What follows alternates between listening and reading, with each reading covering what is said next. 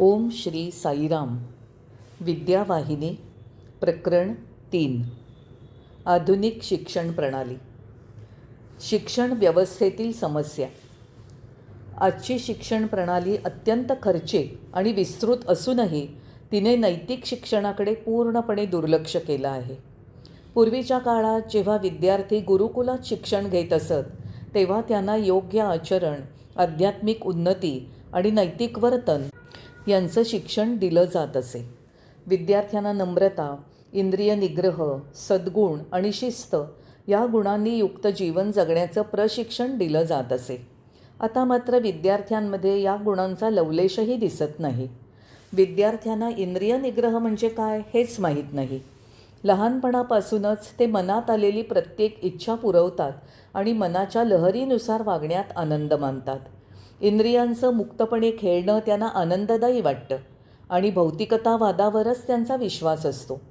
परिणामी महाविद्यालयातील परिस्थिती अत्यंत चिंताजनक झाली आहे.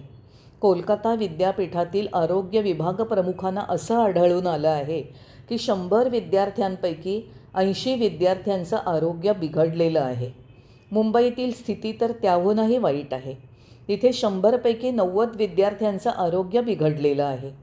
यामागील कारण म्हणजे विद्यार्थ्यांचं चंगळवादी जीवन, बेबंदपणे इंद्रिय सुखांच्या मागे धावणं आणि वाईट सवयी. हे शिक्षणाचे लाभ म्हणायचे का, की हे अविद्येनं मिळवलेलं धन म्हणायचं? शिक्षकांनी स्वतःची भूमिका आणि जबाबदारी ओळखून त्यांच्या कोवळ्या आणि निरागस विद्यार्थ्यांच्या मानसिक आणि शारीरिक आरोग्याच्या जोपासनेत त्यांचा सिंहाचा वाटा असतो. प्रत्येकाचं स्वतःचं जग. प्रत्येक जीव सभोवतालच्या सृष्टीकडे पाहतो, पण प्रत्येकाची सृष्टीकडे दृष्टी वेगळी असते. एखाद्या वस्तूकडे 10 माणसं पाहतात, पण प्रत्येकाची भावना भिन्न असते. पुत्र एका व्यक्तीकडे वडिलांच्या नात्याने पाहतो, पत्नी त्याच्याकडे पती म्हणून पाहते, वडील त्याच्याकडे मुलगा म्हणून पाहतात आणि त्याचा सोबती त्याच्याकडे जिवलग मित्र म्हणून पाहतो. तो मनुष्य एकच असताना सर्वांच्या मनात वेगवेगळी प्रतिक्रिया का उत्पन्न होते? कारण प्रत्येकाची दृष्टी वेगळी असते आणि म्हणूनच अनुभूतीही भिन्न असते, हेच सत्य आहे. एकदा ब्राह्मण मठात राहणारे एक गुरु आनंदात विडा खात बसले होते. त्यांनी आपल्या शिष्याला विचारलं, बाबा, हे जग कसं आहे? शिष्याने उत्तर दिलं, गुरुदेव, प्रत्येकाचं जग वेगळं. सर्वजण एका जगात राहतात, पण प्रत्येकजण आपल्या स्वतःच्या जगात राहतो, जे त्यांच्या क्रिया प्रतिक्रियांवर आधारित असतं. म्हणूनच शंकराचार्यांनी सांगितलं, तुझी दृष्टी ज्ञानाने भरून टाक, मग तू जे जे काही पाहशील ते सर्वच तुला परमात्म स्वरूप दिसेल. जेव्हा दृष्टी ज्ञानमय होते तेव्हा सृष्टी ब्रह्ममय होते. नारायण आणि लक्ष्मीची कथा.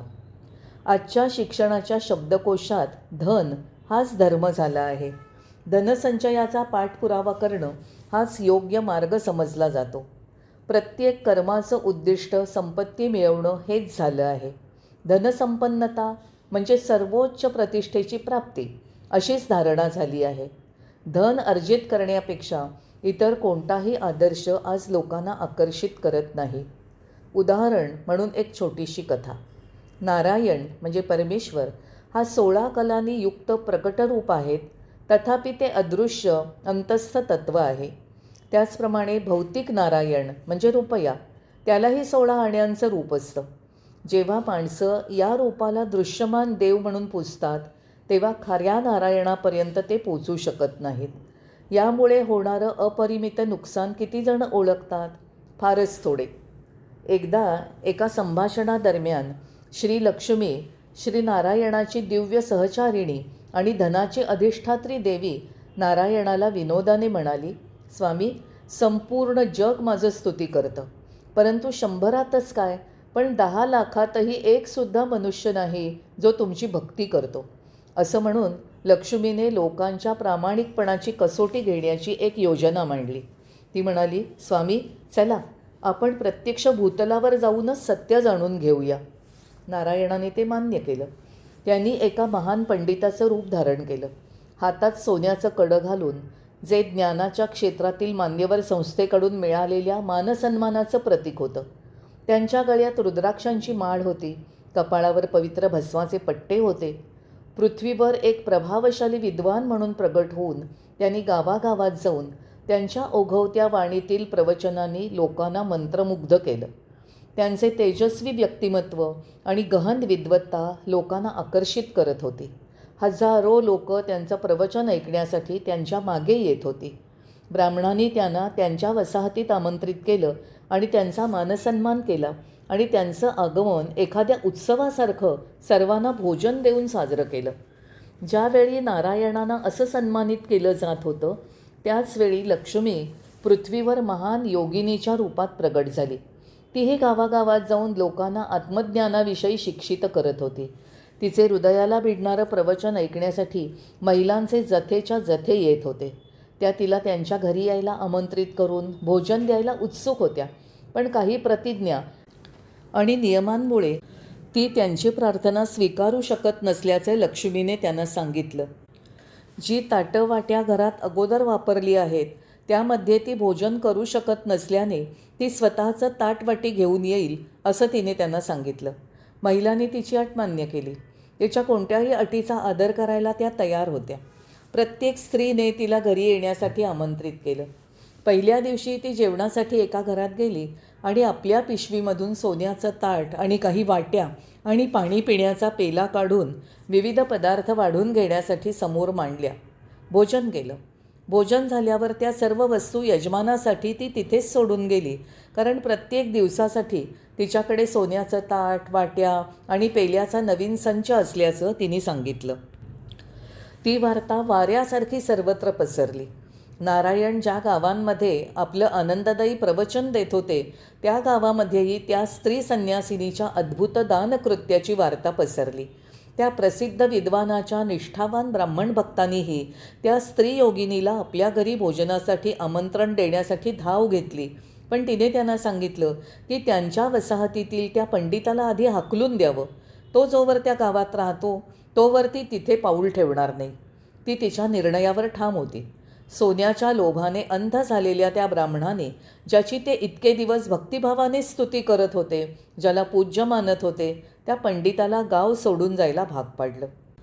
त्यानंतर त्या स्त्री योगिनीने ब्राह्मणांच्या वसाहतीमध्ये येऊन प्रवचनं दिली.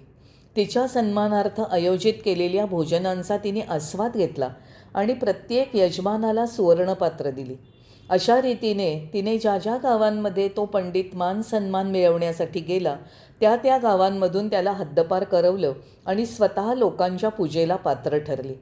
सर्वत्र झालेला अवमान सहन न होऊन पंडिताने आपल्या भूमिकेचा त्याग केला आणि भगवान नारायण भूतलावरून अदृश्य झाले.